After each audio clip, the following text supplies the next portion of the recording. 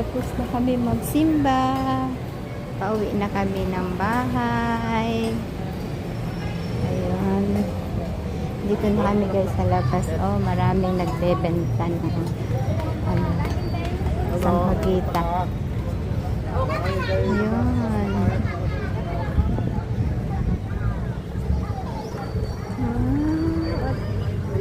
Naambon guys. Saan? Ayun. Punta tayo sa mall. Ha? Tumayo ka doon, picture. Saan?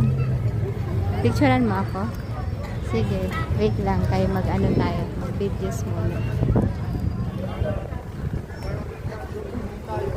Ito. Picturean ko muna ito.